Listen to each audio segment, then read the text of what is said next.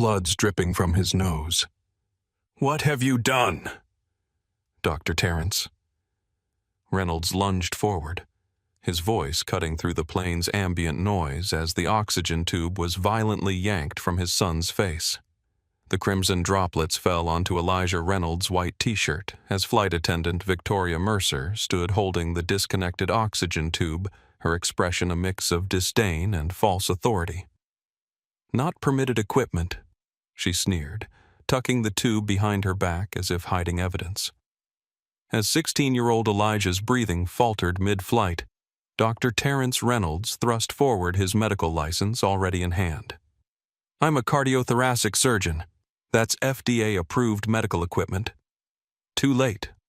Elijah's eyes rolled back his caramel skin, taking on an ashen hue as oxygen deprivation began. Before we dive deeper into this shocking true story, let me know where you're watching from in the comments. Hit that like button and subscribe if you want more true stories about justice prevailing against discrimination.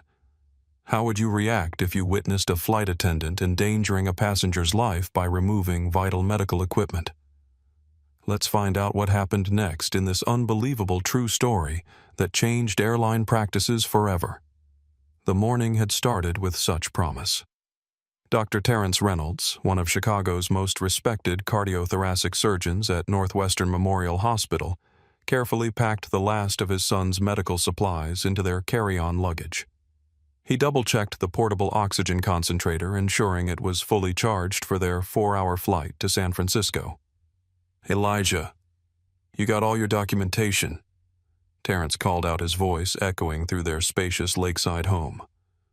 16-year-old Elijah Reynolds appeared in the doorway, a folder clutched in his slender hands. Despite the nasal cannula delivering supplemental oxygen through clear tubing, Elijah's bright eyes and quick smile revealed his excitement. "Got everything, Dad? All the doctor's notes, the FAA approval forms, and even that letter from Dr. Martinez explaining why I need it after the pulmonary fibrosis diagnosis." Terrence nodded approvingly. Just 4 months ago, Elijah had been diagnosed with a rare form of pulmonary fibrosis following complications from pneumonia. The condition had been serious but treatable. His recovery required supplemental oxygen, especially during air travel when cabin pressure could exacerbate his breathing difficulties. "Perfect. This is going to be an amazing opportunity," Terrence said, zipping the final bag. "The Stanford Summer Science Program only accepts 50 students nationwide. You earned this." Elijah adjusted his cannula self-consciously. "I just hope I don't stand out too much." "You'll stand out because you're brilliant," Terrence replied, placing a reassuring hand on his son's shoulder. "Not because of this temporary equipment."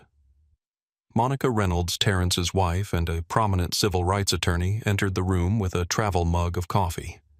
Her elegant pantsuit and briefcase indicated she was heading straight to court after seeing them off. "I wish I could come with you, too," she said, hugging Elijah carefully to avoid disturbing his oxygen line.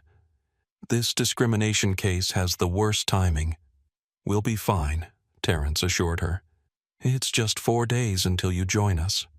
Besides, Elijah and I could use some father-son time before he's surrounded by all those science geniuses."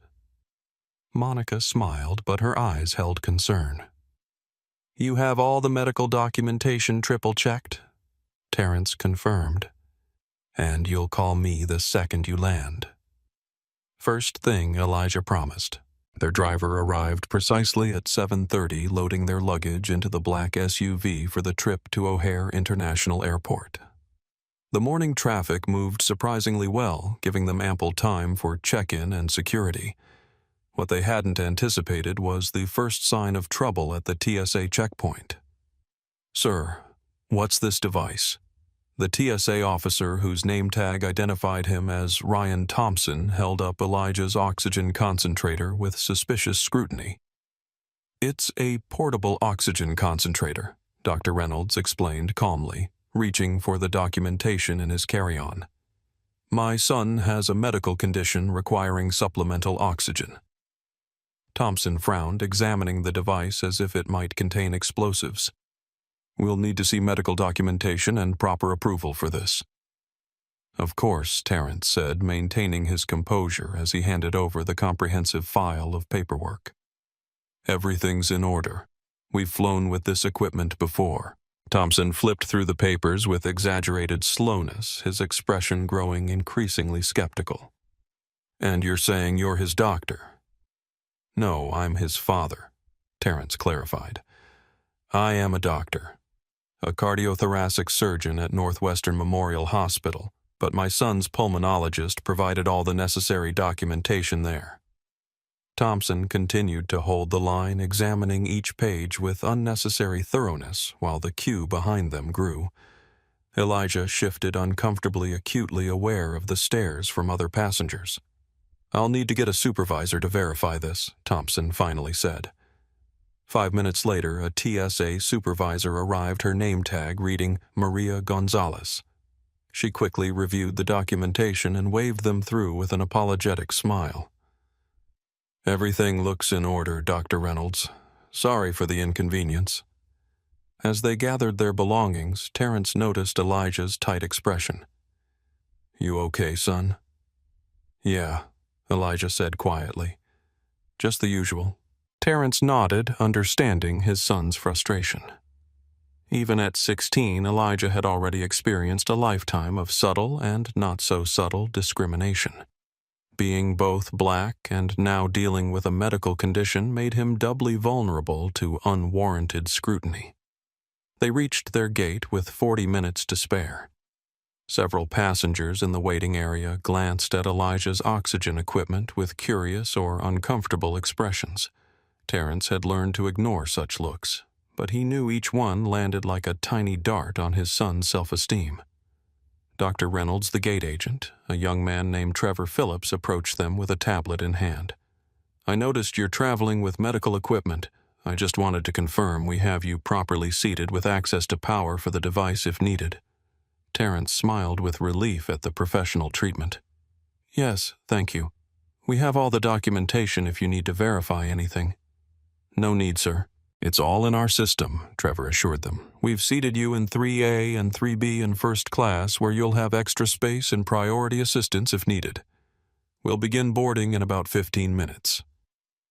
As Trevor walked away, Elijah exhaled audibly. "That was actually normal." "That's how it should always be," Terrence replied. When boarding began, they joined the first group called. Just as they approached the jet bridge entrance, a flight attendant with a tight blonde bun and pressed lips stopped them. Her name tag read, "Victoria Mercer, Senior Flight Attendant." "What's this equipment?" she asked, sharply pointing at Elijah's concentrator. Terrence explained once again, offering the FAA approval documents. Mercer barely glanced at the paperwork. "Fine, I'll need to verify this with the captain once we're aboard." "Some people think they deserve special treatment," she added under her breath, just loud enough for them to hear. As they settled into their spacious first-class seats, Elijah turned to his father. "Dad, I'm nervous about the program. What if everyone's smarter than me?" Terrence adjusted his son's cannula with practiced care. "Let me tell you something. When I started my surgical residency, I was the only black doctor in my cohort. People assumed I was there because of affirmative action, not because I graduated top of my class." "But you know what I did?" What Elijah asked, genuinely curious. "I let my work speak for itself." "Excellence can't be denied forever," Terrence said. "And you, my son, are excellent." The plane began to taxi, and Elijah leaned back in his seat, allowing himself a moment of excitement about the prestigious program ahead. The Stanford University program had selected him from thousands of applicants for their summer science immersion program. Despite his health challenges, his research proposal on respiratory biometrics had impressed the selection committee. As they taxied, a different flight attendant, whose name tag read Miguel Hernandez, stopped by their seats. "Dr. Reynolds, Elijah." "I'm Miguel. I'll be one of your flight attendants today. I just wanted to check if there's anything specific you need for your device during the flight." "We're all set. Thank you," Terrence replied. noticing how Miguel's genuine concern contrasted with Victoria's dismissiveness. Miguel smiled warmly. "Perfect. I've noted in our system that you have an approved medical device. If you need anything at all, just press the call button." As the aircraft accelerated down the runway and lifted into the clear blue sky, neither Elijah nor his father realized that their real troubles were about to begin. The seatbelt sign had barely turned off when Victoria Mercer appeared beside their row, her posture rigid and expression stern. "Sir, I need to inspect that device again," she demanded, gesturing to Elijah's oxygen concentrator. "We've already had it verified at the gate," Terrence replied calmly. "The documentation is all here if you need to see it again." Victoria's lips tightened. "I'm the senior flight attendant on this aircraft, and I determine what equipment can be used in flight." Terrence took a deep breath, maintaining his composure. "I understand your concern for safety, Ms. Mercer. This is an FAA-approved portable oxygen concentrator, specifically the Inogen 1G5 model that's permitted on all commercial flights. My son has a medical necessity for supplemental oxygen." Without asking permission, Victoria reached down and grabbed the folder of documentation from Elijah's lap. She flipped through it dismissively, barely reading the contents. "These papers could be anything," she said. "I'll need to consult with the flight crew." As she walked away with their documentation, Elijah glanced nervously at his father. "Dad, is this going to be a problem?" "No," Terrence assured him, though uncertainty crept into his mind. "They just need to follow their protocols." Several minutes later, Victoria returned, now accompanied by a man in a pilot's uniform. His name tag identified him as First Officer Dennis Palmer. Dr. Reynolds Palmer began, "I understand there's a concern about medical equipment." "There shouldn't be," Terrence replied evenly. "My son has all the required documentation for his FAA-approved oxygen concentrator. Ms. Mercer has our paperwork." Palmer glanced at Victoria, who held the folder protectively. "The concern is whether the equipment has been properly vetted for aircraft safety." "It has been," Terrence explained, maintaining his professional demeanor. "That model is specifically listed in FAA regulations as approved for in-flight use. It's in the documentation that Ms. Mercer is holding." Palmer looked uncomfortable, glancing between Victoria and the Reynolds. "I'll need to take this to the captain." As they waited, Elijah whispered to his father, "Why is she doing this?" Terrence squeezed his son's hand. "Some people abuse whatever authority they have. Stay calm. We're in the right here." Around them, other first-class passengers had begun to notice the interaction. An older woman across the aisle frowned disapprovingly, though it wasn't clear whether her disapproval was directed at the flight crew or the Reynolds. Victoria returned without Palmer, her expression triumphant. "The device needs to be turned off for the duration of the flight. It's a safety protocol." Terrence sat up straighter. "That's not possible. My son requires supplemental oxygen due to his pulmonary condition. Turning off the device would endanger his health. Then you should have made special arrangements with the airline medical desk before booking," she countered. "We did exactly that," Terrence replied, his patience wearing thin. "It's all documented in the papers you're holding. Skyline Airways Medical Department approved this 3 weeks ago." Victoria's eyes narrowed. "Well, I don't see that approval here." "It's on page 3, clearly stamped by your medical department," Terrence said, reaching for the folder. Victoria pulled it back. "I'll need to confiscate this equipment for safety reasons." The situation was escalating beyond reason. Terrence looked around for Miguel or another crew member who might intervene, but Victoria was the only flight attendant in the first-class cabin at that moment. "Ms. Mercer," Terrence said firmly, "removing my son's oxygen would constitute a serious medical risk. As a physician, I can't allow that." "As the senior flight attendant, I have final authority over safety matters in this cabin," she retorted. A woman seated in 2C pulled out her phone and began recording discreetly. Victoria noticed and turned sharply toward her. "Photography is not permitted during flight," she snapped. "I'm not taking photos. I'm documenting a medical situation, the woman replied calmly. I'm Laura Winters, a journalism professor at Berkeley. Victoria's face flushed. This is a private matter. It's a matter of passenger safety, Laura interrupted. And I believe the young man needs his oxygen. Victoria turned back to the Reynolds, her expression hardening. That device is interfering with aircraft communications. It needs to be shut off immediately. That's scientifically impossible, Terrence stated. These devices are specifically shielded and tested not to interfere with aircraft systems. It's why they're FAA approved. Victoria's patience had clearly run out.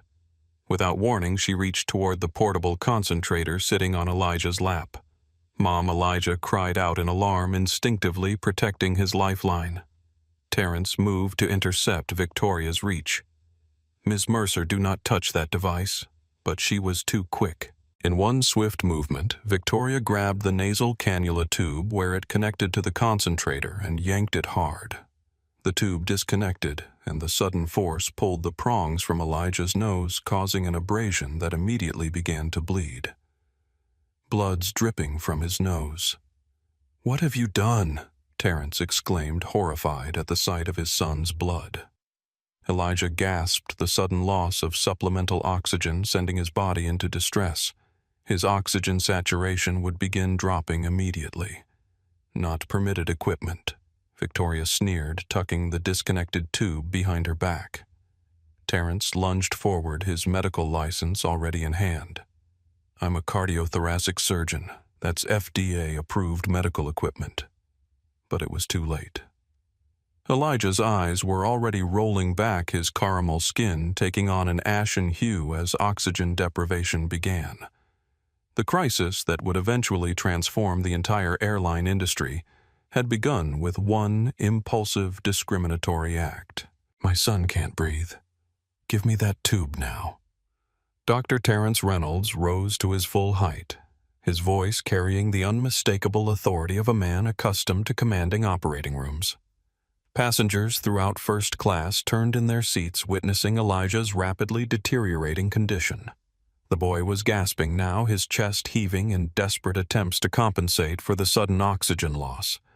"I am exercising my authority as senior crew member Victoria Mercer," declared, still clutching the disconnected oxygen tube. This unapproved device could endanger everyone on board. Laura Winters had captured the entire incident on her phone.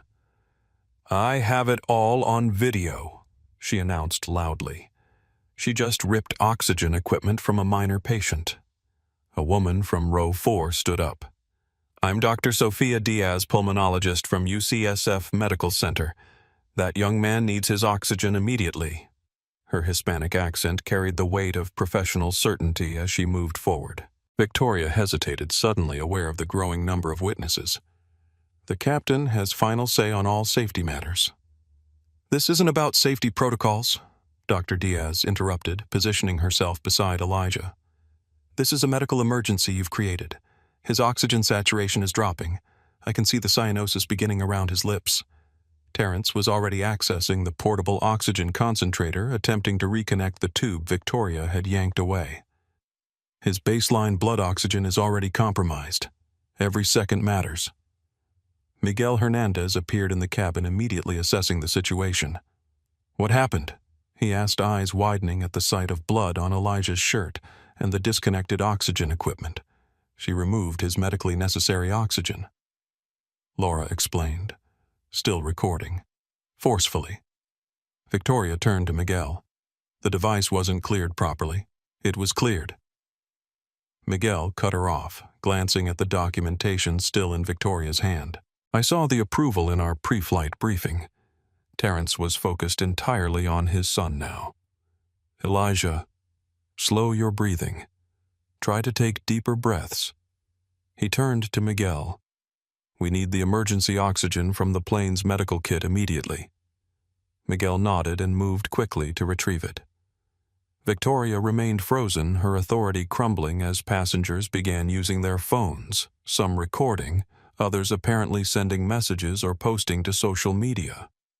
"Someone needs to notify the captain," Dr. Diaz stated firmly. "This is a medical emergency requiring potential diversion." A distinguished older man in 1A stood up. "I'll make sure he knows." Without waiting for Victoria's response, he walked directly toward the cockpit. Victoria finally seemed to recognize the gravity of the situation. "I was following procedure. You assaulted a minor patient by removing life-supporting medical equipment," Dr. Diaz stated flatly. "I am documenting this patient's condition as an independent medical witness."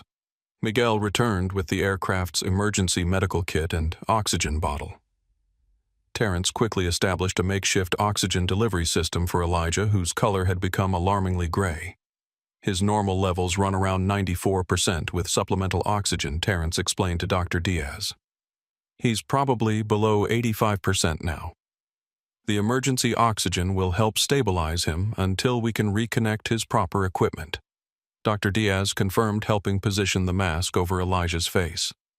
Throughout the cabin, the atmosphere had transformed completely.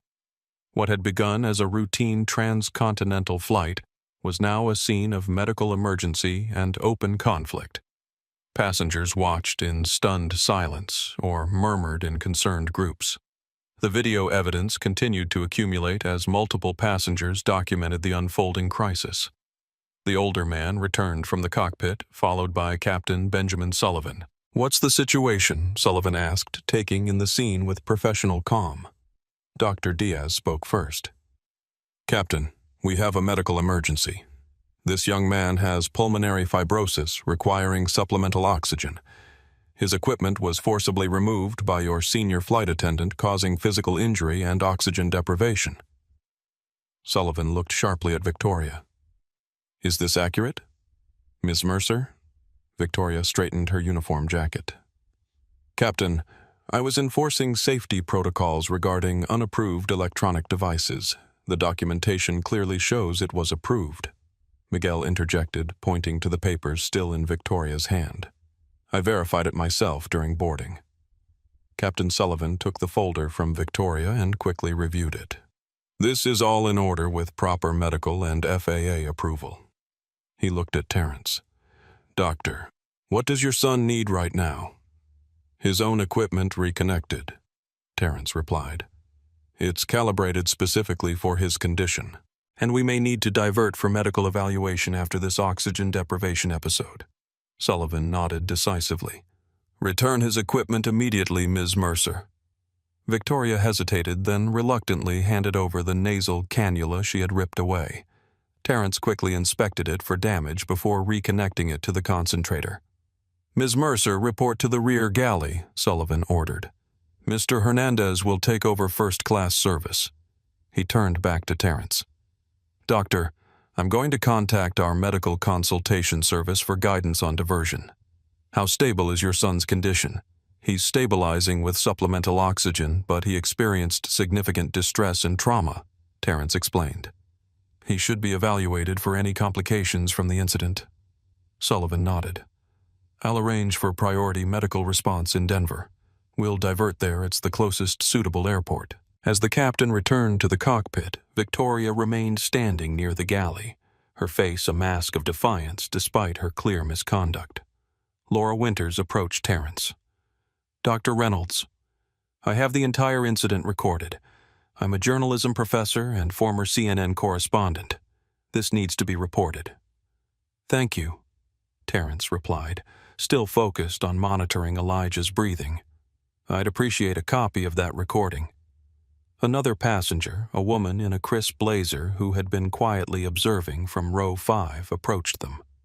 "Dr. Reynolds, I'm Leah Jacobson, Federal Air Marshal. I've documented the incident and will file an official report. Ms. Mercer's actions were completely outside protocol and potentially criminal." The revelation that an air marshal had witnessed everything added another layer of seriousness to the situation. Victoria, overhearing this, visibly paled.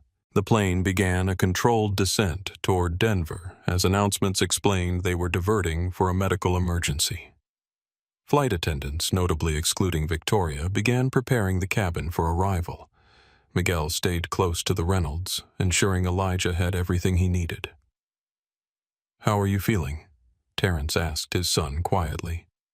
"Scared," Elijah admitted, his voice muffled by the oxygen mask, "and embarrassed."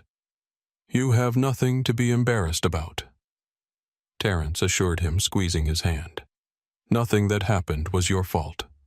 Dr. Diaz, who had remained nearby monitoring Elijah's condition, nodded in agreement. "Your father's right. What happened to you shouldn't happen to anyone."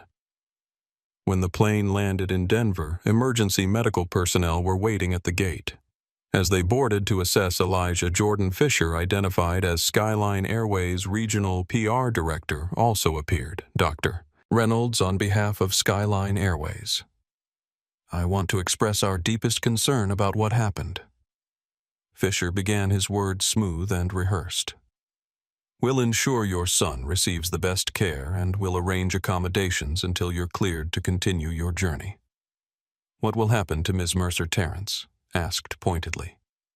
Fisher's professional smile didn't waver. "We're conducting a full investigation into the incident. I assure you appropriate action will be taken." As the medical team prepared to transport Elijah to the hospital, Terrence noticed numerous passengers continuing to record. Some were openly uploading videos. Others were making calls describing what they'd witnessed. The story was already spreading beyond the confines of the aircraft, racing across social media with the unstoppable momentum of genuine outrage. What none of them realized yet was how far-reaching the consequences would be, or how completely this incident would transform airline policies nationwide. But as Terrence accompanied his son off the aircraft, his mind was already shifting from doctor mode to something else entirely. The determined advocate who would ensure this never happened to another passenger again. His oxygen saturation has stabilized at 93%, but we're concerned about the psychological trauma as much as the physical effects, Dr. Alicia Patel explained, reviewing Elijah's chart at Denver Memorial Hospital. 6 hours had passed since the harrowing incident on Skyline Airways Flight 427. Elijah lay in the hospital bed, the proper oxygen equipment now securely in place. The abrasion on his nose had been treated, but the emotional wounds were clearly still raw. He hadn't spoken much since their arrival. Terrence nodded, understanding, both as a father and a physician. "What about cognitive assessment? Even brief hypoxia can potentially—" "We've done preliminary neurological testing," Dr. Patel assured him.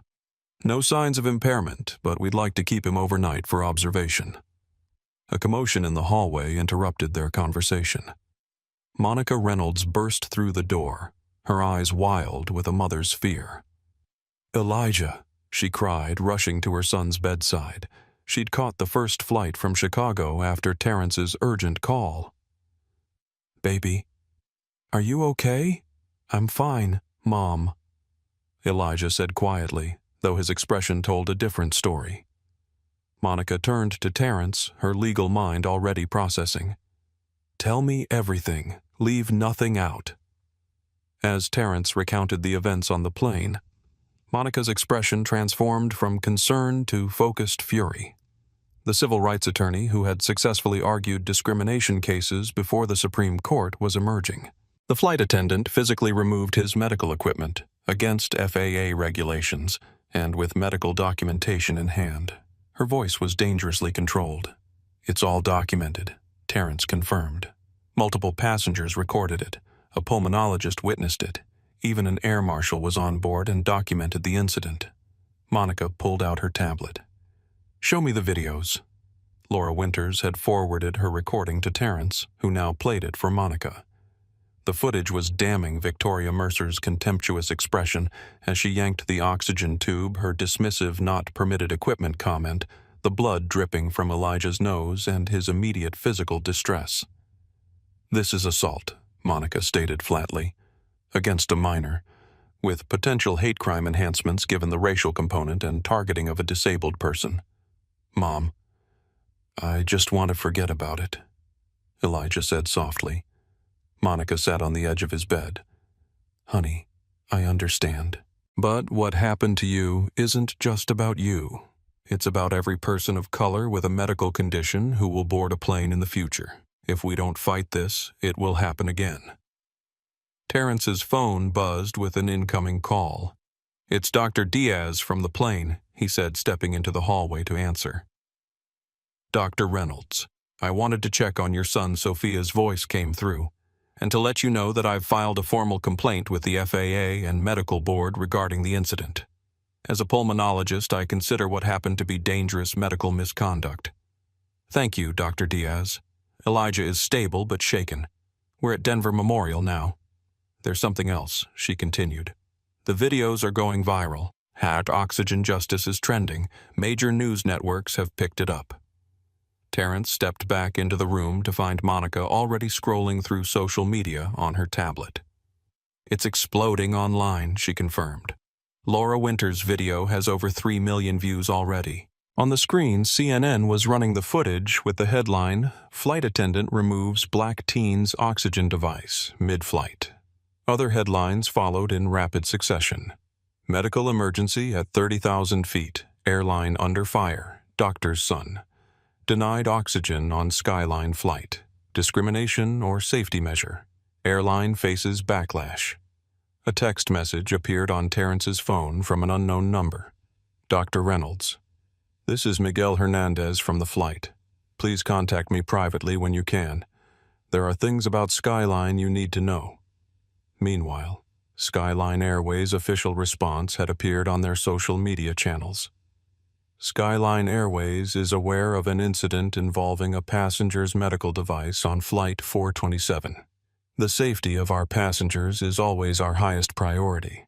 We are investigating the matter and have placed the involved crew member on administrative leave pending review. We have reached out to the family to address their concerns." "Administrative leave?" Monica scoffed. "They're already circling the wagons." Elijah, who had been quietly watching the unfolding media storm, finally spoke up. "Dad, Mom, I don't want money from them." Both parents turned to him, surprised by the firmness in his voice. "I want this to never happen to anyone else." He continued, "No one should have to be afraid to breathe." In that moment, seeing his son's determination despite his ordeal, Terrence felt a surge of pride mixed with resolve. This wasn't going to be handled with a standard lawsuit and quiet settlement. The problem was bigger than one flight attendant or one airline. "You're right, son," he said. "This isn't about compensation, it's about transformation." Monica nodded, already thinking strategically. "Then we need a different approach. Not just legal action, but a comprehensive campaign." As they began to discuss possibilities, the hospital room television showed Skyline CEO Gregory Whitman at an emergency press conference. "We at Skyline Airways are deeply concerned about the incident on Flight 427. We are conducting a thorough investigation and cooperating fully with FAA authorities. The actions depicted do not reflect our company values or training protocols." "Notice he doesn't actually apologize or acknowledge what happened," Monica observed.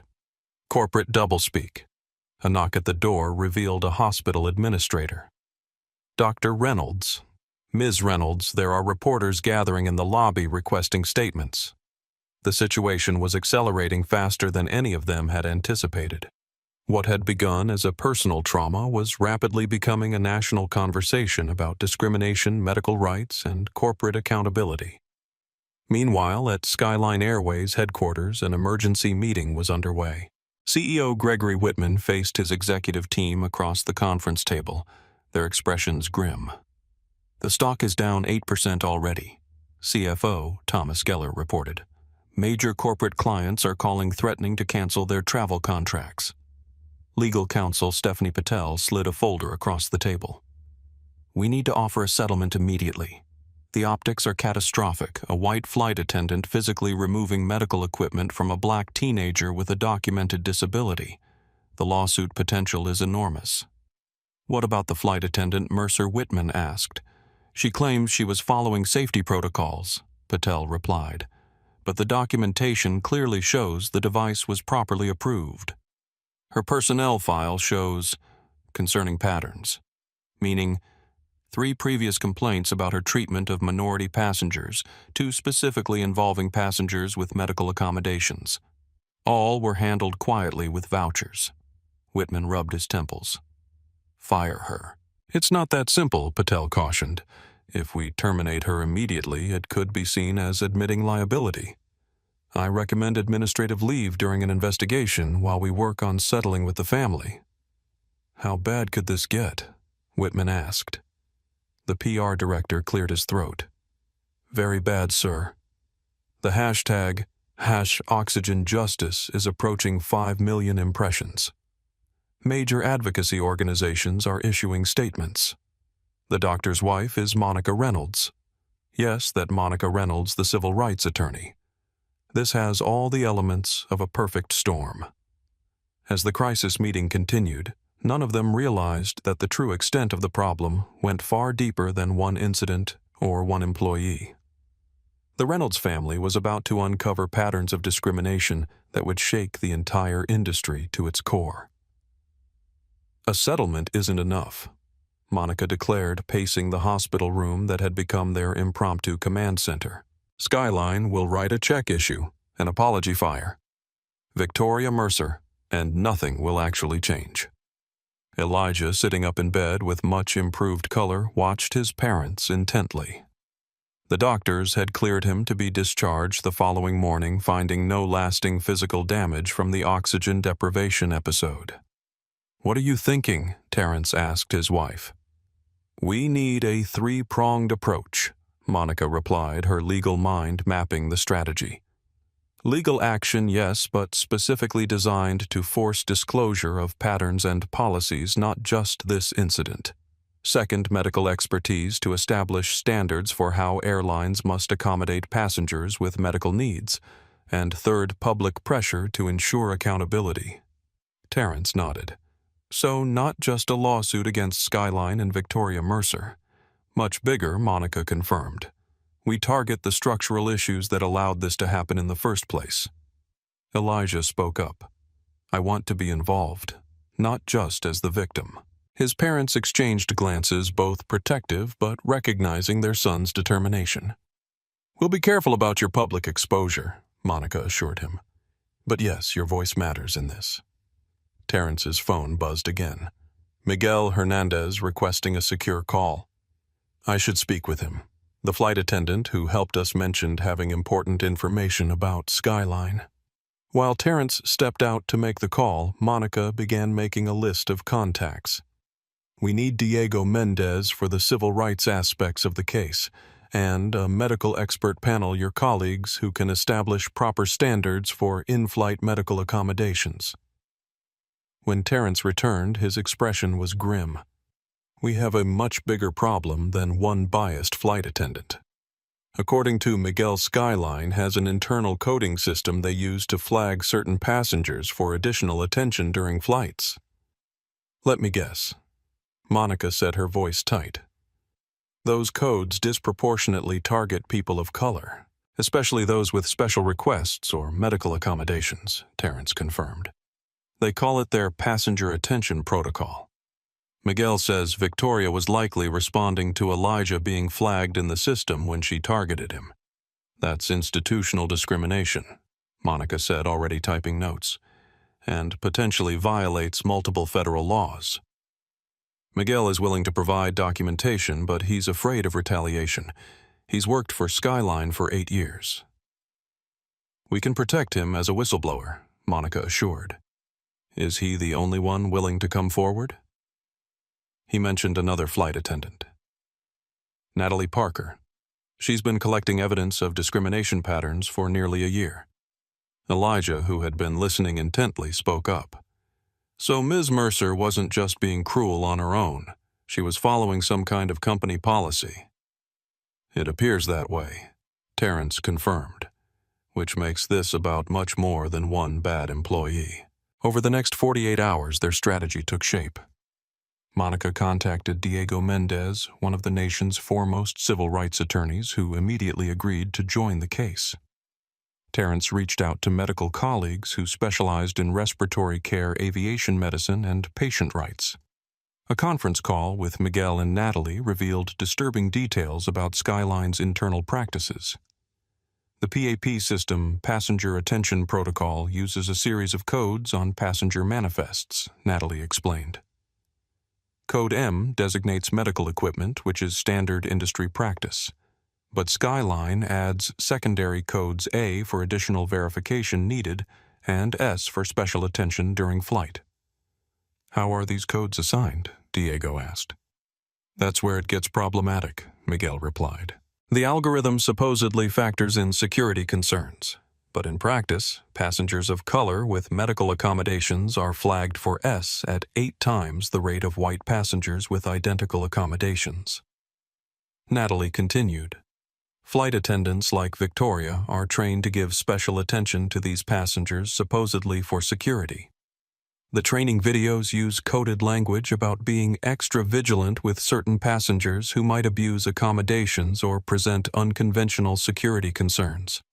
The evidence was damning.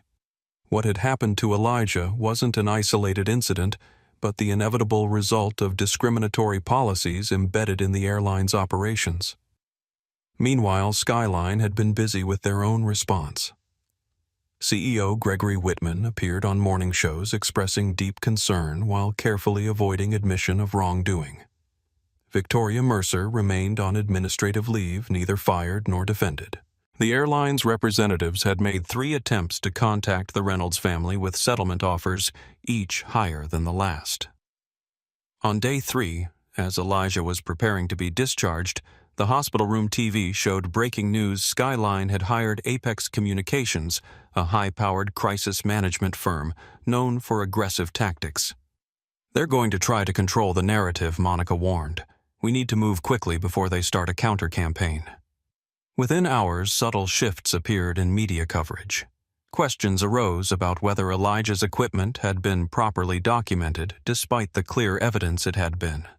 A medical expert on one network suggested that brief oxygen removal posed minimal risk and questioned whether the response was overblown. Most disturbing was an article citing anonymous airline sources claiming that Dr. Terrence Reynolds had a history of confrontations with flight crews and had demanded special treatment based on his status as a doctor. They're trying to discredit us, Terrence observed, reading the fabricated claims. Classic deflection tactics. The pressure extended beyond media. Terrence received a call from the chief of surgery at Northwestern Memorial. Terrence. I support you completely, Dr. Williams began, but I should inform you that several board members with connections to Skyline's parent company have expressed concerns about the publicity. Nothing official, of course. The message was clear. Powerful interests were aligning against them. Monica faced similar pressures when 2 corporate clients of her law firm requested temporary reassignment of their cases to other attorneys, citing concerns about bandwidth given her family situation. Even Elijah wasn't immune. The Stanford program director called to express support, but mentioned logistical concerns about his participation given the heightened attention the case was receiving. They're trying to isolate us, Monica realized. Make fighting so costly that we'll settle quietly.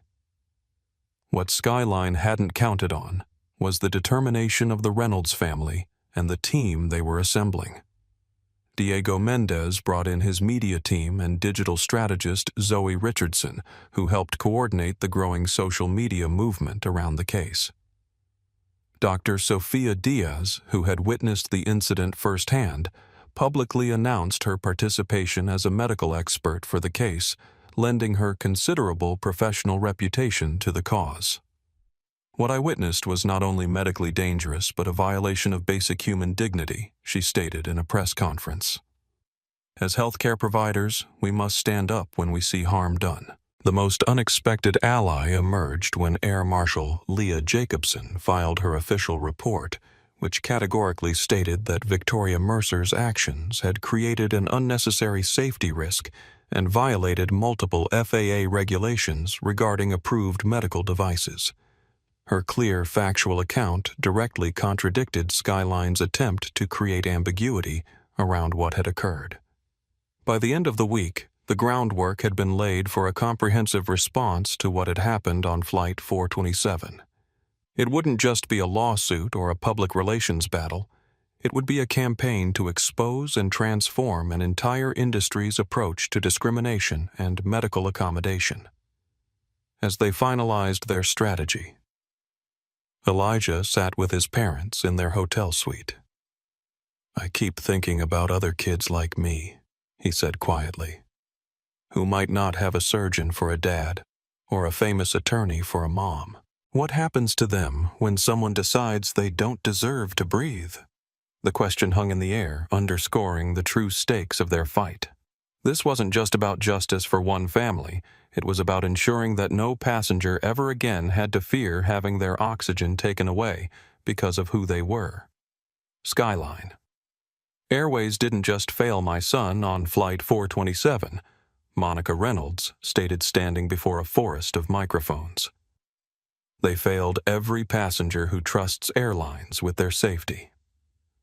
The press conference announcing their comprehensive legal action drew national media attention. The lawsuit filed that morning named not only Skyline Airways and Victoria Mercer as defendants, but also included claims regarding institutionalized patterns of discrimination in passenger screening and accommodation policies. Diego Mendez outlined the legal framework. This action includes claims of assault battery and intentional infliction of emotional distress against Ms. Mercer. Against Skyline Airways, we've filed claims of negligent hiring and supervision violation of the Air Carrier Access Act discrimination under Title VI of the Civil Rights Act and violation of the Americans with Disabilities Act. The scope of the lawsuit was unprecedented, designed not merely to seek damages, but to force disclosure of internal policies and practices. The complaint specifically demanded preservation of all data related to Skyline's passenger attention protocol system and statistical analysis of how medical accommodations were handled across demographic groups. Elijah stood with his parents but did not speak at the press conference. Their strategy deliberately limited his public exposure while emphasizing the structural issues at stake. His presence, however, put a human face to the case, a teenager who had simply needed to breathe. The response was swift. Skyline's stock dropped another 12% by market close. Social media exploded with "Had Oxygen Justice" posts, many from passengers sharing their own experiences with discrimination on airlines. Medical associations issued statements expressing concern about airline handling of passenger health needs. Skyline's counteroffensive began the next morning. CEO Gregory Whitman appeared on business news programs defending the airline's safety record and commitment to proper training. "While we take the allegations seriously, we stand by our safety protocols and the professionalism of our crew members," he stated. More concerning were the coordinated attacks that followed. A conservative commentator questioned whether the Reynolds family was exploiting an unfortunate incident for financial gain. Articles appeared examining Monica's legal career, suggesting she had a history of targeting corporations with discrimination claims. Most disturbing was the campaign targeting Terrence professionally. An anonymous medical blog published an article questioning his judgment in exposing his son to the risks of air travel with a serious respiratory condition. Colleagues reported being contacted by journalists asking about his temperament and previous incidents of confrontational behavior. "They're trying to destroy our credibility," Terrence observed during a strategy session with their legal team. "Make it seem like we're the problem." Diego nodded grimly. Standard playbook. Discredit the plaintiffs to distract from the evidence. The discovery process revealed just how far Skyline would go to protect their practices. Their initial document production was deliberately overwhelming, over 300,000 pages of largely irrelevant material, while simultaneously claiming that specific requests for PAP system documentation were overly broad and not reasonably calculated to lead to admissible evidence. Judge Elena Fernandez saw through the tactics. "The court is not impressed by dilatory discovery practices," she admonished Skyline's attorneys. I am ordering full production of all PAP system documentation, including algorithm parameters, implementation guidelines, and statistical outcomes within 14 days. This ruling broke the case open. The PAP documents revealed what Miguel and Natalie had described a systematic process for flagging certain passengers for additional scrutiny that resulted in vastly disproportionate targeting of passengers of color with medical needs. Most damning was an email chain between executives discussing the optics problem of the PAP system statistics. The numbers look bad if viewed from a certain perspective, wrote Skyline's operations director, but the system generates efficiency benefits that outweigh the PR risk as long as we maintain appropriate discretion in how these protocols are described publicly. Victoria Mercer's personnel file, finally produced under court order, contained 7 previous complaints involving passengers of color, 3 specifically related to questioning medical devices or accommodations. In each case, the complaints had been resolved with travel vouchers and no disciplinary action. As these revelations became public through court filings, Skyline's strategy shifted to damage control. Victoria Mercer was officially terminated, with the airline claiming zero tolerance for violation of our passenger care standards. This transparent attempt to distance themselves from a policy they had created and enforced was immediately called out by the Reynolds team. Firing Ms. Mercer doesn't address the underlying problem, Monica stated in response. She was following exactly the kind of special attention Skyline trained her to give to passengers like my son. The pressure on Skyline intensified when Miguel Hernandez and Natalie Parker finally went public with their testimonies, despite the professional risk. In a joint interview, they described the coded training they had received about high-attention passengers and how the airline's internal culture encouraged skepticism toward certain passengers' accommodation needs. We were trained to question more persistently when certain passengers presented medical equipment, Natalie explained. The training videos never explicitly mentioned race, but all the examples of passengers requiring additional verification were people of color. Congressional interest followed. The House Transportation Committee announced hearings on discrimination in air travel with particular focus on medical accommodation practices. The Department of Transportation launched its own investigation into potential Air Carrier Access Act violations across the industry. Skyline's corporate customers began suspending their contracts. A tech giant announced it would pause its relationship with Skyline pending resolution of serious concerns about equitable treatment of passengers. Other companies followed, citing corporate diversity commitments that were incompatible with the emerging evidence of Skyline's practices. For the Reynolds family, the public battle came with personal costs. Elijah struggled with anxiety about returning to school and public spaces. Recurring nightmares of not being able to breathe led Terrence and Monica to arrange sessions with Dr. Andrea Ramirez, a psychologist specializing in trauma recovery. "What you're experiencing is a normal response to an abnormal situation," Dr. Ramirez assured Elijah. "Your brain and body are processing a threat to your most basic need, oxygen." Terrence faced a hospital review board examination after Skyline surrogates raised questions about his public statements regarding airline medical protocols. Though he was ultimately cleared of any professional concerns, the process was stressful and time-consuming.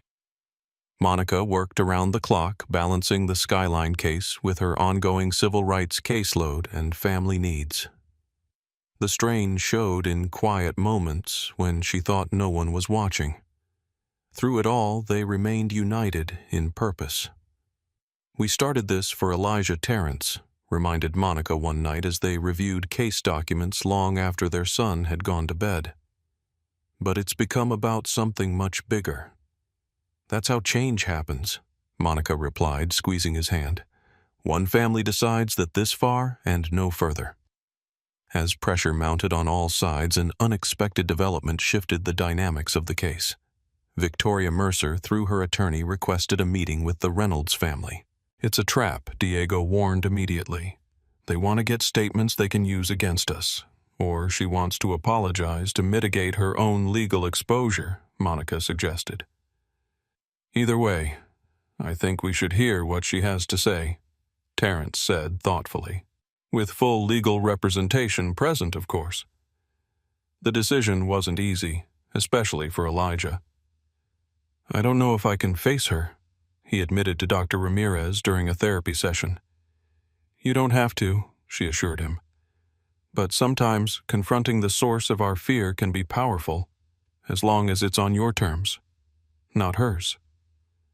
After careful consideration, the family agreed to the meeting with strict parameters. It would take place in Diego's office with full legal representation. It would be recorded, and most importantly, Elijah would decide at the last moment whether he wished to attend or not. The stage was set for a confrontation that would reveal just how deep Skyline's problems truly went. A palpable tension filled Diego Mendez's conference room as Victoria Mercer entered with her attorney, a nervous-looking man named Philip Garrison. She appeared smaller, somehow, her Skyline uniform replaced by a conservative navy suit, her previously rigid posture now uncertain. Terrence and Monica sat across the table with Diego and his team flanking them.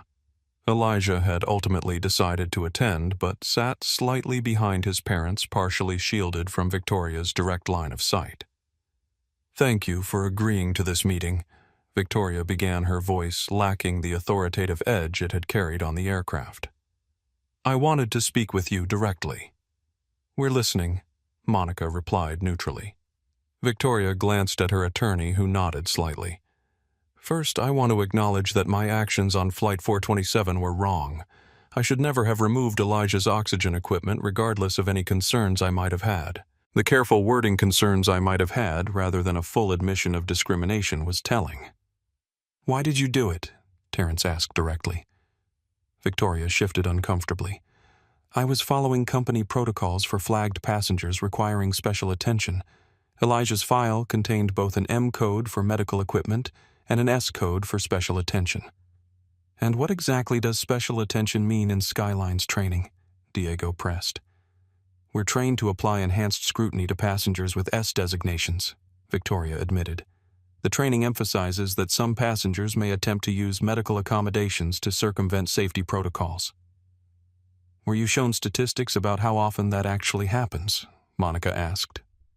No, Victoria conceded. It was presented as a common concern.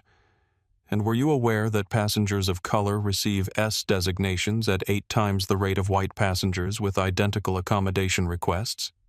Diego continued. Victoria's eyes widened slightly. I wasn't given those statistics, no.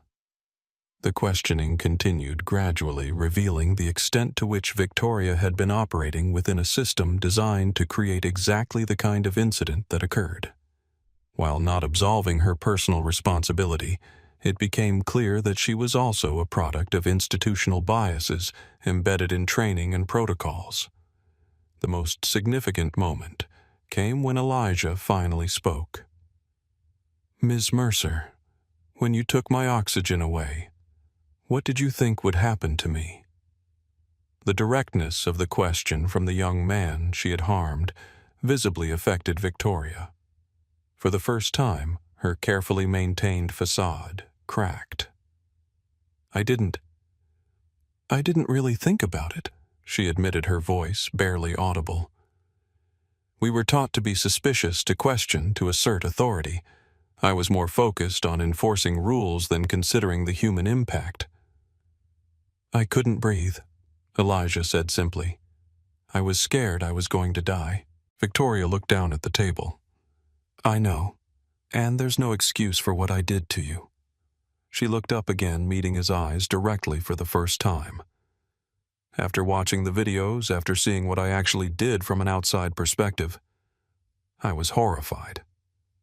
That's not who I want to be. What followed was unexpected. Victoria's attorney placed a thumb drive on the table. Ms. Mercer has decided to provide documentation that may be relevant to your case against Skyline Airways. The thumb drive contained Victoria's complete training materials, including videos showing how flight attendants were instructed to handle special attention passengers.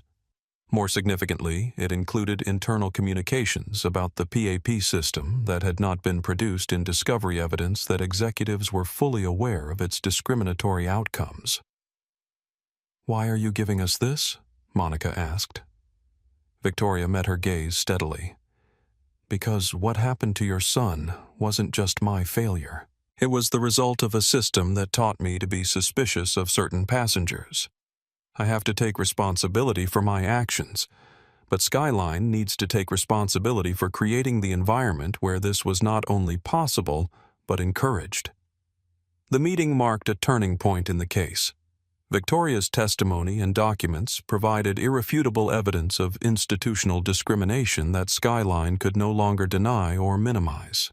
Within days, she had agreed to testify against the airline in exchange for a more lenient settlement of the claims against her personally. Public opinion, already largely supportive of the Reynolds family, solidified further as Victoria's revelations made headlines. Medical associations issued joint statements condemning discriminatory practices in passenger accommodations. Disability rights organizations joined the case as amici curiae, providing additional legal weight. Skyline's stock plummeted to a 5-year low. Major shareholders began calling for leadership changes, and the board scheduled an emergency meeting to discuss strategic responses to the ongoing situation. Corporate clients continued suspending their contracts, with several explicitly citing the discrimination evidence in their public announcements. The congressional hearings provided another forum for the evidence to be presented. Miguel, Natalie, and Victoria all testified about the patterns of discrimination they had observed and participated in. Medical experts, including Dr. Sofia Diaz, presented data on the real dangers of oxygen deprivation and the importance of respecting medical accommodations. Most powerful was Elijah's testimony. Though initially reluctant to speak publicly, he delivered a clear, composed account of his experience. "I had done everything right," he told the congressional panel. "I had all the documentation. My equipment was FAA approved. My condition was legitimate. None of that mattered because someone looked at me and decided I didn't deserve the same right to breathe as everyone else on that plane." The tide had turned decisively. What began as one family's fight for justice had evolved into a national reckoning about discrimination in air travel and the treatment of passengers with medical needs. Skyline CEO Gregory Whitman, facing immense pressure from shareholders, finally abandoned the defensive posture. "We have failed to live up to our responsibility to treat all passengers with dignity and respect," he acknowledged in a press statement. "The evidence presented regarding our passenger attention protocol system reveals unacceptable disparities that cannot be justified. Today, I am announcing the immediate suspension of this system and a comprehensive review of all passenger screening and accommodation policies." For the Reynolds family, the developments brought vindication, but not completion. The case was moving toward resolution, but the true measure of success would be in the lasting changes implemented across the industry. "They're starting to understand they can't win this fight," Monica observed as they reviewed the latest legal developments. "Now we need to make sure the changes are substantial and permanent." Terrence nodded. "Not just at Skyline. The whole industry needs new standards for how passengers with medical needs are treated." Elijah, who had grown more confident through the process, added his perspective. "And people need to know their rights. Most passengers don't have parents who are doctors and lawyers. They need to know what accommodations they're entitled to." As the case approached its judicial conclusion, the family's focus shifted from winning the legal battle, which now seemed assured, to shaping the remedy in ways that would create lasting impact. The final phase would determine whether Elijah's traumatic experience would truly transform how airlines operated, or whether corporate interests would find ways to minimize change once public attention inevitably moved on. The federal courthouse buzzed with tension as Judge Elena Fernandez entered the courtroom for the final hearing in Reynolds versus Skyline Airways. After months of legal maneuvering, document production, and testimony, the case had reached its culmination. Skyline had finally conceded to a settlement, rather than risk the public exposure of a full trial. Today's hearing would determine whether Judge Fernandez would approve the terms and the substantial institutional changes the agreement contained. Before the court renders its decision, Judge Fernandez began, "I would like to hear directly from the parties about the proposed settlement terms." Gregory Whitman took the stand first, his testimony carefully crafted to acknowledge wrongdoing while preserving what dignity remained for the airline. "Your Honor, Skyline Airways acknowledges that our policies and training regarding passengers with medical accommodations were fundamentally flawed," he stated. "The passenger attention protocol system, while designed with security intentions, resulted in discriminatory outcomes that cannot be justified." Under cross-examination from Diego Whitman was forced to admit more specific failures. "Yes, our internal reviews showed statistically significant disparities in how passengers of color with medical needs were treated compared to white passengers with identical accommodations. And did Skyline take any action to address these disparities when they were identified?" Diego pressed. "Not sufficient action," no, Whitman conceded. Victoria Mercer's testimony followed. Without the corporate shield, her account was more direct. "We were trained to be suspicious of certain passengers. The training videos used coded language, but the message was clear about which passengers deserved extra scrutiny. And what criteria determined which passengers received this extra scrutiny?" Diego asked. "The S-code was applied disproportionately to passengers of color, especially those with accommodation requests," Victoria confirmed. "We weren't explicitly told to discriminate, but the system was designed to produce that result." Most powerful was the expert testimony demonstrating that what happened to Elijah wasn't an isolated incident, but part of a pattern. Statistical analysis showed that black passengers with medical devices were 12 times more likely to have their equipment questioned or restricted than white passengers with identical equipment. As the evidence concluded, Judge Fernandez addressed the parties directly. "The court has reviewed the proposed settlement agreement.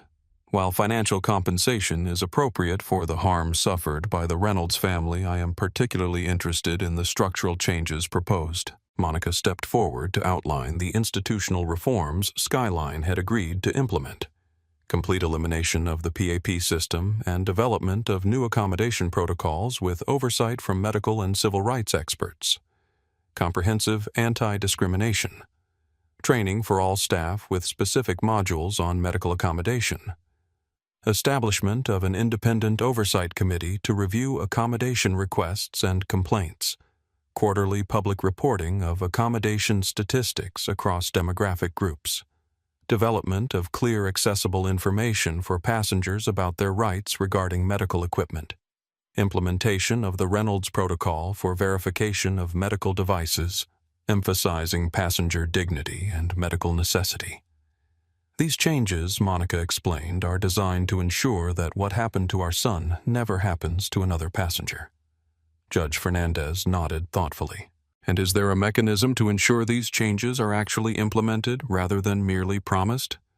"Yes, Your Honor," Diego replied.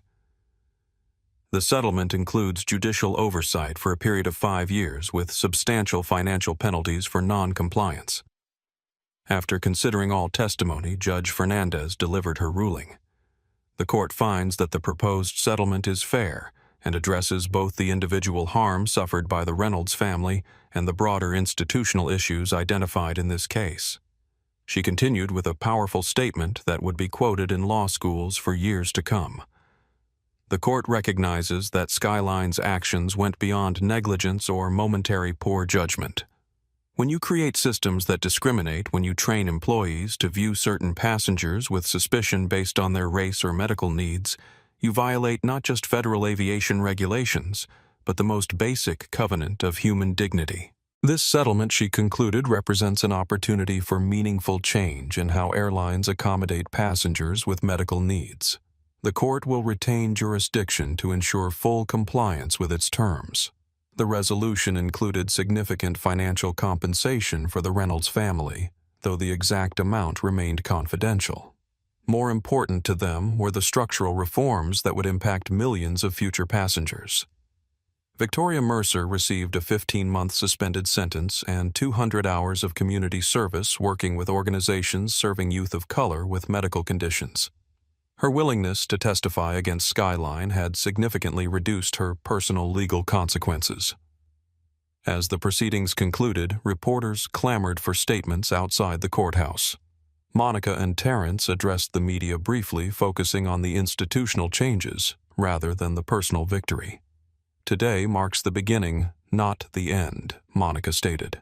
"The real measure of success will be when every passenger can board a plane knowing their medical needs will be respected regardless of the color of their skin."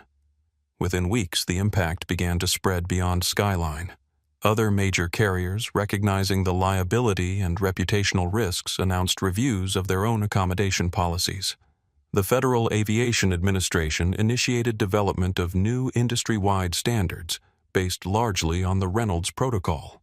The financial settlement, while substantial, wasn't the endpoint for the Reynolds family. Terrence and Monica established the Reynolds Foundation for Medical Equality, dedicated to supporting young people of color with medical conditions and advocating for equal treatment in transportation and public accommodations. The Foundation's first initiative funded a comprehensive guide for passengers with medical needs, explaining their legal rights and proper procedures for accommodations. Its second program provided legal advocacy for those who experienced discrimination similar to Elijah's. Industry changes accelerated as Skyline's competitors recognized that adopting progressive policies voluntarily was preferable to being forced by regulation. Major airlines announced new training programs, simplified accommodation procedures, and clearer passenger rights information. For Skyline Airways, the path forward was challenging but clear. Under new leadership, Gregory Whitman had resigned. Under board pressure, the company embarked on the comprehensive reforms required by the settlement. Miguel Hernandez was promoted to head a new passenger advocacy department, while Natalie Parker joined the Independent Oversight Committee. The Reynolds regulations, as they became known throughout the industry, established clear guidelines that prioritized passenger safety and dignity over subjective crew member judgments. Airlines were required to implement verification procedures that respected medical necessity while maintaining appropriate safety standards. Through it all, the Reynolds family remained focused on ensuring that Elijah's traumatic experience served as a catalyst for genuine change. The transformation of airline practices wouldn't erase what had happened on Flight 427, but it gave purpose to their pain and protection to countless future passengers. The Reynolds Foundation is proud to announce the launch of our Breathe Free initiative, Terrence declared to the assembled crowd at the Foundation's first anniversary gala. This program will provide support for young people of color with respiratory conditions, ensuring they have access to proper medical equipment, knowledge of their rights, and advocacy when needed. 1 year had passed since the landmark settlement with Skyline Airways. The foundation, established with a portion of the settlement funds, had already assisted dozens of families and was working with congressional representatives on new legislation to strengthen protections for travelers with medical needs. The audience included many who had played crucial roles in the case: Diego Mendez, Dr. Sofia Diaz, Miguel Hernandez, Natalie Parker, and even Air Marshal Leah Jacobson. Notably absent was Victoria Mercer, though she had become an unexpected ally in the reform movement, speaking regularly to airline staff about the dangers of discriminatory practices. Monica stepped forward to continue the presentation. "The most significant victory isn't what we won in court," she told the audience. "It's what's happening in airports and on aircraft every day. Medical accommodations that are handled with dignity, documentation processes that respect passengers' needs, training that emphasizes equality and understanding." Industry data supported her claims. Complaints regarding medical accommodation denials had decreased by 78% across all airlines. The disparities in treatment between white passengers and passengers of color with identical medical needs, while not eliminated, had narrowed significantly. The Reynolds regulations had been formally adopted by the FAA, requiring all commercial airlines to implement standardized protocols for passengers with medical needs. The regulations specifically prohibited discriminatory application of safety rules and required statistical monitoring to identify potential patterns of bias. For Elijah, the journey of healing had progressed steadily, but not without challenges. The physical recovery had been complete. His pulmonary fibrosis had improved to the point where he no longer needed supplemental oxygen except during strenuous activity or air travel. The psychological impact had manifested in unexpected ways. Anxiety when boarding planes, heightened alertness around authority figures, occasional nightmares reliving the moment of oxygen deprivation. Through therapy with Dr. Ramirez and the unwavering support of his family, Elijah had gradually reclaimed his sense of security. Each milestone, his first flight after the incident, speaking at a national conference on medical equality starting at Stanford, represented not just personal healing, but a public reclamation of spaces that discrimination had temporarily made hostile. Now, as Elijah stepped up to the podium at the Foundation Gala, his growth was evident in his confident posture and clear voice. "When I lost my oxygen on that flight, I thought it was just about me," he told the hushed audience. "I didn't understand then that what happened was part of something much bigger, patterns of discrimination that affect thousands of people every day." He continued, "Through the foundation, I've met kids as young as 8 who were afraid to fly because of how they'd been treated due to their medical equipment. I've talked with parents who drive 20 hours rather than subject their children to the scrutiny and suspicion they've faced on planes. But I've also seen change happening," he added with a smile. "Last month I flew to a science competition. When I boarded with my portable oxygen concentrator, which I still need for flying, the flight attendant didn't question my documentation or give me suspicious looks. She simply said, 'I see you have medical equipment. Is there anything you need to make your flight more comfortable?' The audience applauded warmly. Elijah's personal story had become emblematic of both the problem and the solution, how discrimination could harm vulnerable individuals, but also how targeted reforms could create meaningful change. After the gala, the Reynolds family received news that further validated their work. The Department of Transportation was establishing a new division specifically focused on ensuring equal access to transportation for passengers with medical needs. The division would be guided by an advisory board that included medical professionals, civil rights experts, and passenger advocates, including Monica Reynolds. Terrence had recently resumed his medical practice with a new focus on underserved communities. His experiences had changed his approach to medicine, making him more attuned to the ways biases could affect patient care. He had also established a mentoring program for young people of color interested in medical careers, with Elijah serving as a peer mentor despite still being in high school. Elijah himself had thrived academically at Stanford's summer program and was now applying to colleges with plans to pursue pre-medical studies. The trauma had somewhat unexpectedly crystallized his career aspirations. "I want to become a pulmonologist like Dr. Diaz," he told his parents, "using my experience to help others who struggle to breathe freely in every sense of that phrase." The industry transformation continued to spread. Airlines beyond Skyline had recognized that proper accommodation of passengers with medical needs wasn't just about avoiding liability, it was good business. Training programs now emphasized the dignity of all passengers with specific modules on avoiding implicit bias when implementing safety protocols. Miguel Hernandez, now Skyline's Director of Passenger Advocacy, had implemented a whistleblower protection program that encouraged staff to report potential discrimination without fear of retaliation. Natalie Parker had been promoted to training development, where she was helping create new instruction materials focused on equitable treatment. Even Victoria Mercer had found an unexpected path to redemption. After completing her community service, she had been hired by a medical advocacy organization to provide perspective on how institutional biases manifest in practice. Her presentations to airline staff were powerful precisely because she could speak from the experience of having participated in the very discrimination she now worked to prevent. 3 months after the Foundation Gala, The Reynolds family received the American Civil Liberties Union's Humanitarian Award for turning personal trauma into positive social change. At the ceremony, Elijah, now thriving at Stanford, delivered an acceptance speech that brought the audience to their feet. "What happened to me was wrong, but the response from thousands of ordinary people who demanded justice was profoundly right," he told the crowd.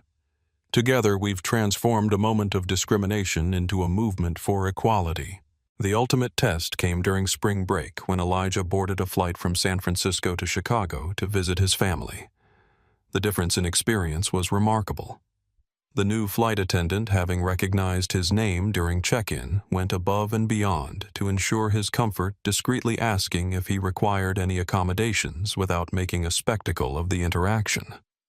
More significantly, Elijah noticed a young Hispanic child several rows ahead who also used a portable oxygen concentrator.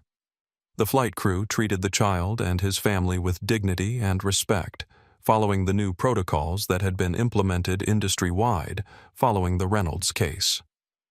As the child passed Elijah's row during deplaning, their eyes met in a moment of silent recognition. The boy's mother glanced between them, suddenly realizing who Elijah was. "Thank you," she mouthed silently over her son's head. That evening at dinner with his parents, Elijah shared the experience. Seeing that kid being treated with dignity, knowing he didn't have to go through what I did, that made everything worth it. Terrence squeezed his son's shoulder, reflecting on their journey from victims to advocates to change-makers. The problem hadn't transformed completely. Discrimination never disappeared overnight, but meaningful progress had occurred and lives were being protected as a result. "I've made a decision," Elijah announced as they finished dessert. "I'm going to apply to medical school after Stanford. I want to become a pulmonologist like Dr. Diaz." Monica smiled knowingly. "Following in your father's footsteps into medicine?" "But charting my own path," Elijah clarified. "Using my experience to help others who struggle to breathe freely in every sense of that phrase." As the Reynolds family drove home through the Chicago evening, the lights of the city twinkling around them, they carried with them the knowledge that their courage had created ripples of change extending far beyond their personal victory. Through determination, dignity, and an unwavering commitment to justice, they had transformed a moment of trauma into a movement that would help countless families breathe easier for years to come. The airport terminal buzzed with typical activity as Elijah Reynolds made his way to the gate. 2 years had passed since Victoria Mercer had ripped his oxygen tube away, and he was traveling to Washington, D.C. to present at a national medical conference on respiratory care equality. At 19, Elijah had grown taller, his shoulders broader, his presence more confident.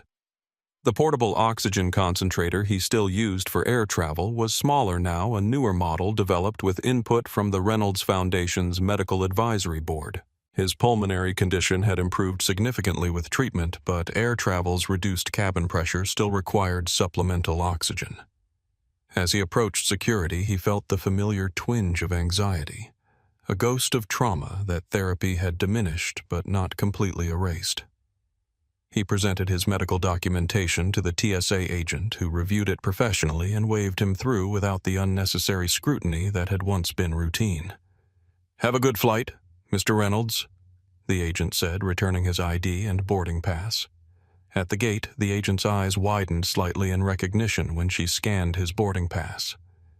"Mr. Reynolds, we're honored to have you with us today," she said quietly. "If you need anything at all during the flight, please don't hesitate to ask." Word had traveled through the airline industry about the young man whose experience had transformed their practices. Elijah nodded with a polite smile, appreciating the recognition without wanting special treatment. Once aboard and settled in his seat, a flight attendant approached. "Mr. Reynolds, I just wanted to verify that your portable oxygen concentrator is set up comfortably. Our records show you've completed all the necessary documentation. Everything's fine." "Thank you," Elijah replied. The attendant hesitated, then added in a lower voice, I just wanted to say the changes your family fought for have made a real difference for us, too. We have proper training now, clear guidelines. It's better for everyone. As the flight progressed, Elijah noticed a young Hispanic boy, perhaps 8 or 9 years old, seated 3 rows ahead. The child also had a nasal cannula connected to a portable oxygen concentrator nearly identical to Elijah's earlier model. The flight attendants treated the boy and his family with quiet dignity, checking in periodically without making a spectacle of his needs. When the plane began its descent into Reagan National, Elijah observed the boy's mother helping him adjust his oxygen flow for the pressure changes exactly as his own parents had once done for him. There was no scrutiny, no questioning, no demand for additional verification. Just a family traveling like any other, their medical needs accommodated without drama. As passengers began deplaning, Elijah waited patiently for his turn to exit. The Hispanic family gathered their belongings, the father carefully handling the boy's oxygen equipment while the mother helped him put on a jacket. As they moved down the aisle, the boy's eyes met Elijah's lingering on the similar oxygen tube. Recognition flickered across the mother's face as she glanced between Elijah and her son. "You're Elijah Reynolds, aren't you?" she asked quietly. Elijah nodded. "My son Gabriel has pulmonary arterial hypertension," she explained. "Before your case flying was difficult for us." Her eyes conveyed what words couldn't fully express: the suspicious looks, the unnecessary challenges, the subtle and not-so-subtle discrimination they had faced. "It's better now?" Gabriel piped up, his voice small but clear. "They don't make me feel weird anymore. The Foundation sent us your guide about flying with oxygen," the mother continued. "It made all the difference knowing exactly what documentation to have and what our rights are." "I'm glad it helped," Elijah replied, genuinely moved. The father extended his hand. "Thank you for fighting when it would have been easier to just accept a settlement and move on. What you and your family did, it matters." As they parted ways in the terminal, Elijah felt a profound sense of fulfillment. The abstract impact of their legal victory and advocacy work had manifested in this concrete reality: a child able to travel with dignity, a family spared the trauma he had experienced. Later that evening at dinner with his parents, who had flown in separately for the conference, Elijah shared the encounter. "There was this kid on the flight, Gabriel. He had an oxygen concentrator too," he explained. "His parents recognized me. They said our Foundation's travel guide helped them." Monica squeezed his hand. "That's what this has all been about, right? Not just winning a case, but creating real change." Terrence nodded thoughtfully. "When we started this journey, we were focused on justice for what happened to you. But it's grown into something so much more. The Reynolds Protocol isn't just a set of rules," Monica added. "It's becoming a standard for how people with medical needs should be treated with dignity, respect, and as a matter of right, not privilege." Elijah considered this. "I've been thinking about my medical school application essay. I want to write about how sometimes it takes a crisis to create change. How what happened to me was terrible, but the outcome has helped so many people." "From trauma to purpose," Terrence observed. "That's a powerful journey. I don't know if I would have found my calling without going through what happened," Elijah admitted. "Is that strange? To be almost grateful for something so awful because of where it led." "Not strange at all," Monica assured him. "That's how meaningful change often works. Someone experiences an injustice and decides that's the line, that's where transformation has to begin." As their conversation continued, Elijah felt a deep sense of alignment between his past trauma and future purpose. His path to medical school and eventually pulmonology practice had been shaped by what happened on that flight, but not defined by it. He had transformed from victim to advocate to future healer. The Reynolds Foundation had expanded its work beyond airline travel to address medical discrimination in all transportation contexts. The Breathe Free program now provided support to hundreds of young people with respiratory conditions, ensuring they had both the medical equipment they needed and knowledge of their rights. Most significantly, the Foundation's advocacy had contributed to congressional passage of the Medical Accommodation Rights Act, which strengthened protections for all travelers with medical needs and established substantial penalties for discriminatory treatment. Victoria Mercer, after serving her community service sentence, had continued speaking about the dangers of institutional discrimination. Her perspective as someone who had participated in the system made her a uniquely effective voice for change. She never sought forgiveness from the Reynolds family, understanding that some bridges cannot be fully rebuilt, but had dedicated herself to preventing others from making the same devastating choices. As their dinner concluded, Elijah prepared mentally for his presentation the following day. He would be speaking to medical professionals about the intersection of clinical care and patient rights, drawing from his unique perspective as both a patient and a future doctor. "I never thought I'd say this," Elijah reflected as they left the restaurant, "but in a way, what happened gave me a voice and a platform I might never have had otherwise." "You've used that platform wisely," Monica told him proudly. "Many people experience discrimination. Few transform it into institutional change." The next morning, standing before a packed conference room of medical professionals, Elijah began his presentation with the story that had changed not only his life, but the lives of countless others who simply needed to breathe freely while traveling. 2 years ago, a flight attendant decided I didn't deserve oxygen. He began, his voice steady and clear. Today, because of that moment and what followed, thousands of passengers with medical needs travel with greater safety and dignity. This is the story of how one act of discrimination led to a movement for equality that continues to grow. As he spoke, Elijah embodied the transformation his family had fought for, from a terrified teenager struggling to breathe to a confident young man helping others navigate similar challenges.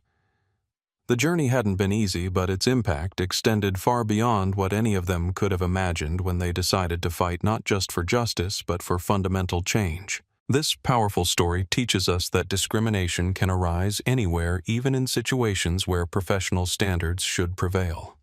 The Reynolds family's experience highlights how racial bias can manifest as life-threatening medical discrimination when left unchecked.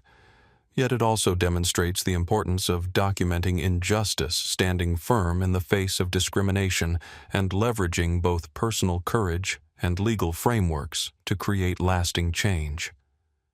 The bystanders who recorded evidence and offered assistance show us that allies matter tremendously in moments of crisis.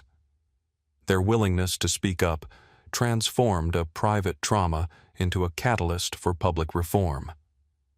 Most importantly, the story reveals that true justice extends beyond individual accountability to address the foundations that enable discrimination in the first place. Elijah's journey reminds us that healing from discrimination is complex but possible, especially when trauma becomes a source of purpose. By channeling their experience into advocacy, the Reynolds family transformed victimhood into empowerment, creating protections that will benefit countless others facing similar situations.